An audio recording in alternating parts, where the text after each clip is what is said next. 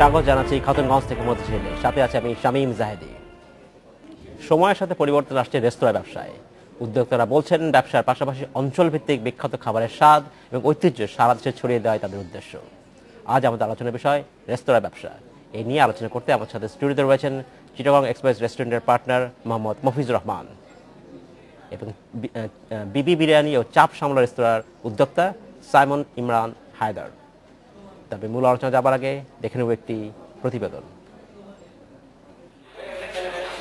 চট্টগ্রামবাসীর মুখে মুখে শোনা যায় মেজবানি মাংসের স্বাদের কথা, কিন্তু এই খাবারের স্বাদ পান না অন্য অঞ্চলের মানুষ। ব্যতিক্রমী এ খাবারকে ঘিরে সম্প্রতি ঢাকায় চালু হয়েছে এ রেস্তোরাঁ।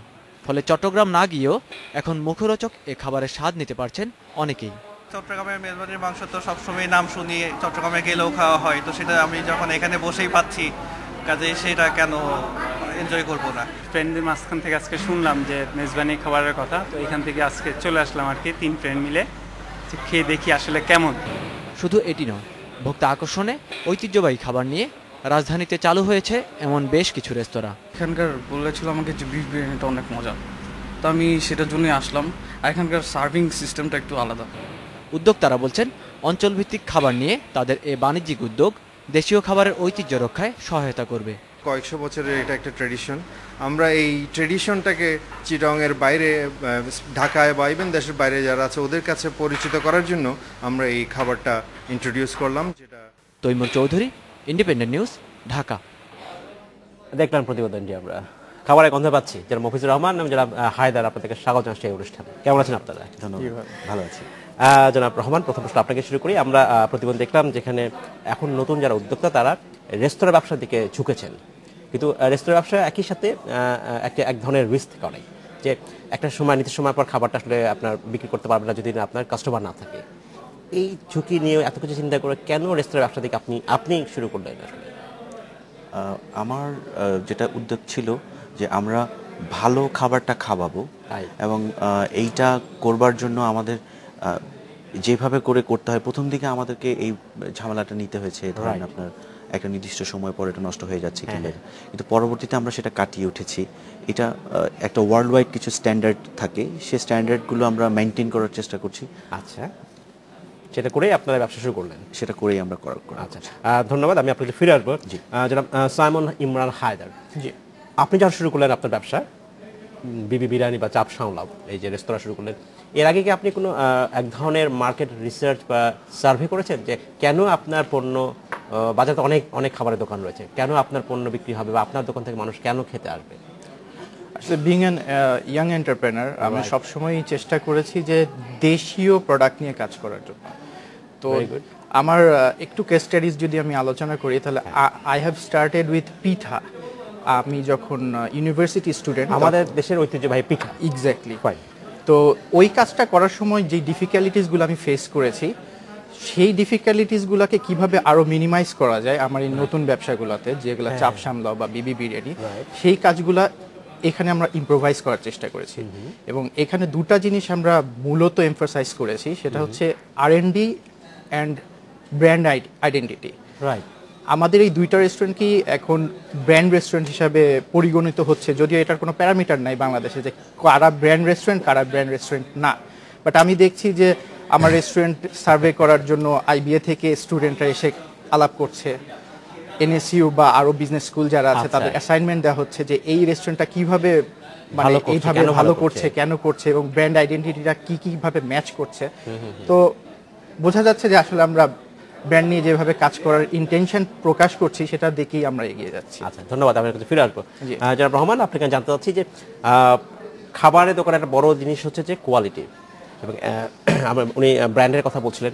আমরা যদি ব্র্যান্ডকে আমি যদি আপনার কোয়ালিটির সাথে তুলনা করি, যে আপনার খাবারের মান একই রকম থাকবে সব সময় সব জায়গায়, সেই জিনিসটা আসলে আপনি নিশ্চিত করেন কীভাবে? এবং এটা হচ্ছে সবচেয়ে গুরুত্বপূর্ণ জিনিস যদি আপনি আপনার দোকানে কাস্টমার আনতে চান। আমরা ইনগ্রেডিয়েন্টসগুলো কন্ট্রোল করি। আচ্ছা, এগুলোর একটা সার্টেন প্যারামিটার আছে। আবার ইনগ্রেডিয়েন্টসের ক্ষেত্রে কিছু ব্যাপার থাকে। আপনার দোকানে কি ঢাকায় একটাই আউটলেট?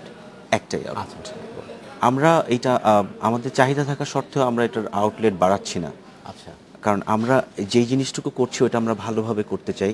বিকজ আমরা চাই যে একটা ভালো খাবারের প্রতিযোগিতা আসুক এবং ভালো খাবারটা মানুষ খাক। আপনি যেটা আমাকে জিজ্ঞেস করেছেন সেটার উত্তরে আমি বলছি আমরা ইনগ্রিডিয়েন্টসগুলো আমরা খুব স্ট্রংলি ফলো করি। আর আরেকটা জিনিস হচ্ছে আমার প্রতিদিন যে খাবারটা হয় রাত হয়ে গেলে যদি আমার খাবার বেঁচে যায় সেটা এতিমখানায় চলে যায় কিংবা অন্য অন্য জায়গায় চলে যায়, আচ্ছা, বাট নষ্ট অবস্থায় না। একটা সার্টেন পিরিয়ড পর আমার দোকানটা আমি বন্ধ করে দিই। আর ইনগ্রিডিয়েন্টসগুলো আমরা খুব স্ট্রংলি কিউসি দিয়ে কন্ট্রোল করি।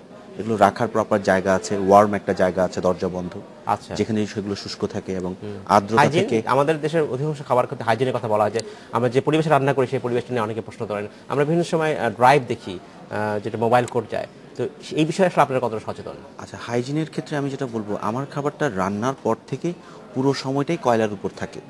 আমি মেনটেন করি যেটা 120 ডিগ্রি প্লাস আছে কিনা। বাট হ্যাঁ, একদম সন্ধ্যা 6টায় যদি আমার ওখানে কেউ খেতে যায় তখন দেখা যায় আমার কয়লাটা হয়তো হয়ে আসছে। তো আমি সাজেস্ট করি যে 8টার আমার সার্ভিং টাইমটা 8টা, কিন্তু 6টার সময় উনি যখন আসেন তখন উনার আমার আবার নতুন করে কয়লা অ্যাড করতে হয়, ওনাকে বসিয়ে রাখতে হয়। বাট আমরা চেষ্টা করি সেটাকে হ্যাঁ ওই প্যারামিটারটার মধ্যে রাখতে, তাতে করে খাবারটা নষ্ট হয় না, অ্যাটলিস্ট ওটা কেউ অসুস্থ হবে না। হায়দার, আপনার কাছে জানতে চাচ্ছি যে আপনার ব্র্যান্ডের কথা বলছিলেন আপনি, যে আমরা আমাদের দেশে যেসব খাবার দোকান দেখি, আমরা ব্র্যান্ড বলতে যেটা বুঝি যে যাদের এই মুহূর্তে যে বিদেশি আমাদের বেশ কিছু প্রতিষ্ঠান রয়েছে যাদের ফুড চেইন বাংলাদেশে আছে। বাংলাদেশে কোনো দোকান, খাবারের দোকানের কোনো চেইন নাই। বাংলাদেশেও ভিতরে হয়তো 2-1টা আছে, কিন্তু বাংলাদেশের বাইরের প্রশ্নই আসে না। আসলে এই ব্র্যান্ড এস্টাবলিশ করার ক্ষেত্রে আমাদের দেশি কোম্পানিগুলোর বাধাটা খুবই গুরুত্বপূর্ণ একটা টপিক আপনি নিয়েছেন।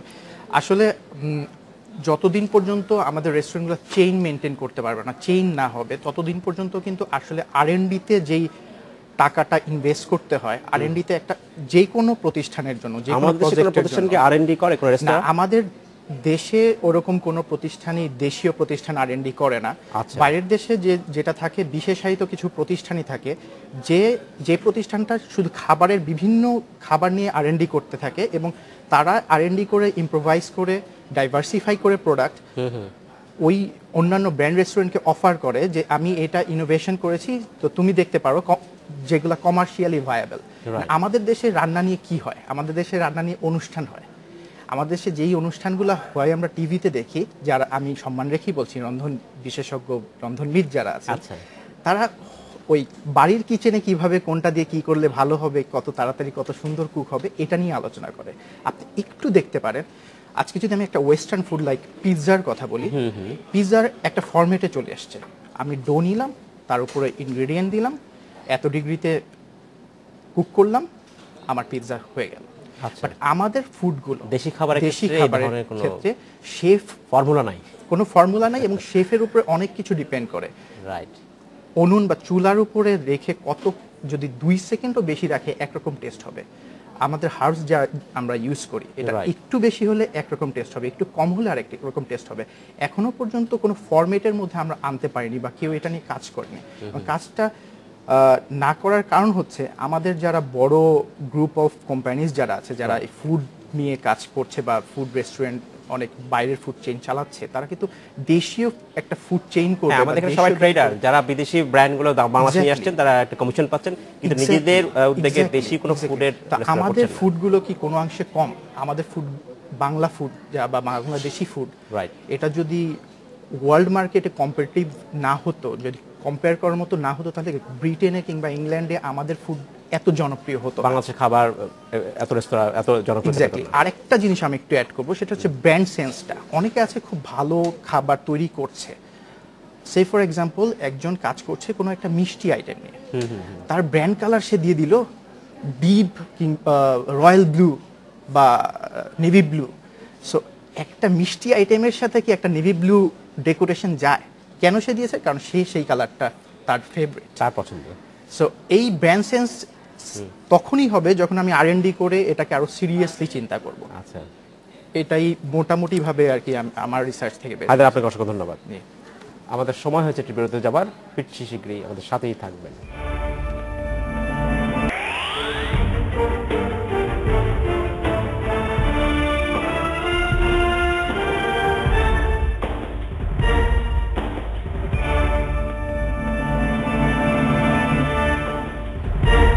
স্বাগত আরেকবার খাতুনগঞ্জ থেকে প্রতিদিন।